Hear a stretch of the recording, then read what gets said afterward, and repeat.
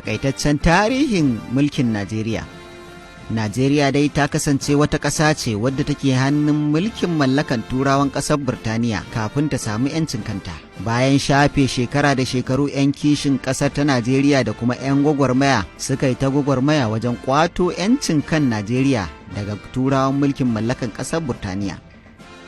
A ƙarshe dai haƙarsu ta samu cimma ruwa, inda a ranar 1 ga watan Oktoban shekara ta 1960 daidai sa Abubakar Tafawa Balewa, wanda ya zamo shine Firayim Ministan Najeriya na farko, shine ya karɓi tutar 'yancin ƙasar daga hannun gwamna janar sa James Wilson Robertson. The spirit of freedom which was kindled in the hearts of the founders of your great nation and has impelled you to great feats in moments of national emergency, as well as in your daily activities. That same spirit has shown itself in Africa, and we are determined that the flame of freedom once alight shall not go out again in our continent.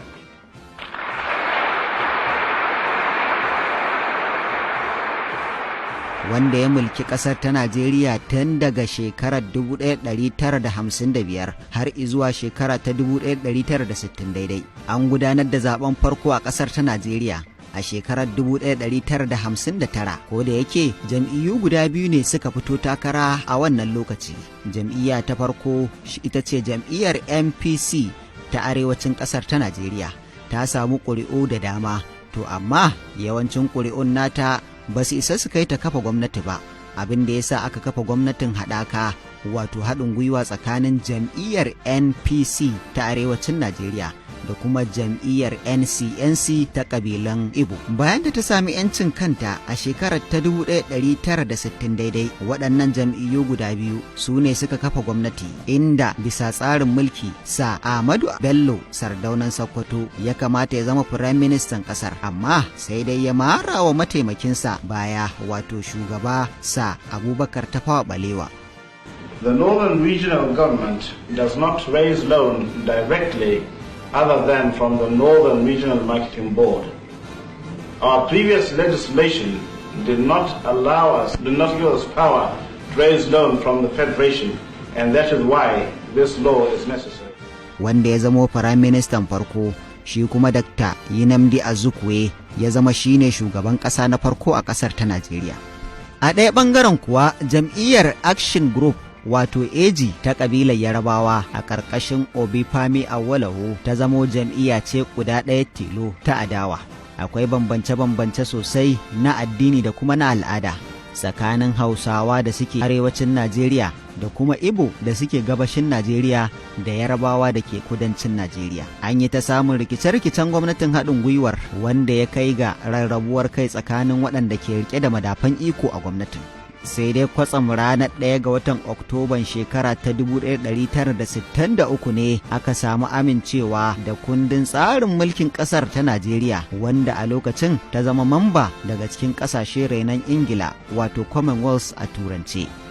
Kundin tsarin mulkin ya sa Najeriya ta zamo cikin jerin ƙasashe waɗanda suke na tarayya da ke da shugaba ɗaya da mataimaki, inda aka zaɓi Nnamdi Azikiwe ya kasance a matsayin shugaban ƙasar ta tarayyar Najeriya.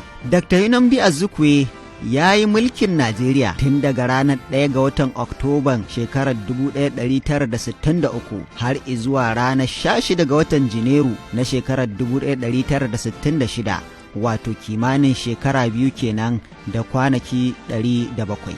Daga bisani aka yi ta samun rikice-rikice a cikin gwamnatin tasa, wanda wannan ta ba da dama aka samu juyin mulki daga gurin sojojin juyin mulki a ƙarƙashin shugaba Manjo Janar Johnson Egwe Eronsi, ya karɓi mulki a hannun Dr. Nnamdi Azikiwe a ranar 16 ga watan Janairun shekara ta 1966 har izuwa ranar 29 ga watan Juli na shekara ta 1966, wato kimanin kwanaki 194 kenan daidai. Daga bisani shugaba Janar Yakubu Gawan ya karɓi mulki tun ranar 1 ga watan Agusta na shekarar 1966 izuwa ranar 29 ga watan Juli na shekarar 1975, wato kimanin shekaru 8 kenan da kwana 362.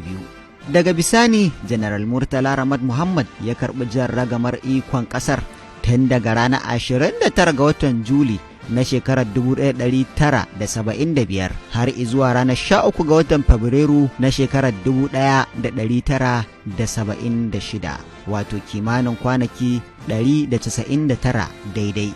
A wannan rana ne Allah ya masa rasuwa. Daga nan Manjo Janar Olusegun Obasanjo ya karɓi mulki a ranar 13 ga watan Fabrairun shekarar 1976 har izuwa ranar 1 ga watan Oktoban 1979.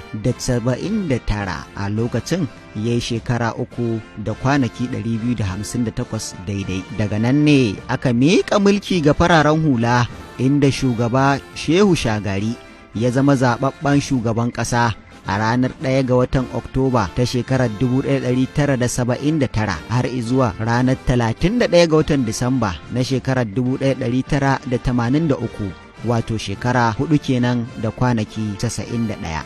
Bayan kwashe shekaru 4 na Shehu Shagari yana mulkar ƙasar ta Najeriya, sai shugaban mulkin soja na wannan lokaci, wato Manjo Janar Muhammadu Buhari, ya karɓi mulki a ranar 31 ga watan Disamba na shekarar 1983 har izuwa ranar 27 ga watan Agusta na 1985, wato kimanin shekara guda kenan da kwana 239.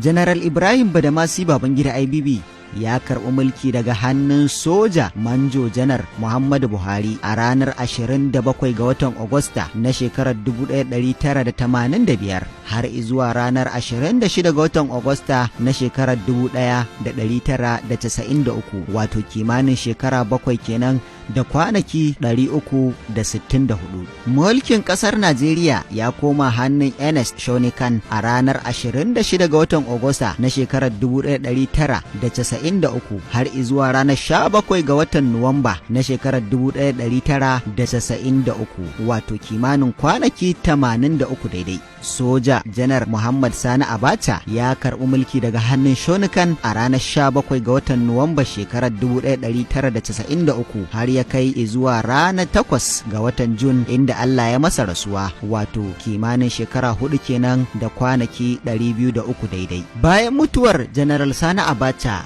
General Abdulsalami Abubakar ya karɓi mulkin ƙasar ta Najeriya a ranar 8 ga watan Jun ta shekarar 1998 har izuwa ranar 29 ga watan Mai na shekarar 1999, wato kimanin kwana 355 daidai. Chief Olusegun Obasanjo ya sake dawowa mulkin na Najeriya a matsayin farar hula a shekarar 1999, inda ya ajiye mulki ranar 29 ga watan Mayu na shekarar 2007, wato kimanin shekara 8 daidai. Marigayi Alhaji Umar Musa Yar'adua ya karɓi shugabancin ƙasar ta Najeriya a shekarar 2007 daidai. Ya rasu ranar 5 ga watan Mayun shekarar 2010, wato yayi mulkin ƙasar ta Najeriya shekara 2 kenan da kwanaki 341 daidai. Bayan mutuwar Alhaji Umar Musa Yar'adua, shugaba Goodluck Ebele Jonathan mai nasara, wato muƙaddashin shugaba Umar Yar'adua, ya karɓi mulki ranar 5 ga watan Mayun shekarar 2010 har ya yi mulkin zuwa shekarar 2015, inda ya ajiye mulki ranar 29 ga watan Mayu, wato kimanin shekara 5 kenan da kwana 25.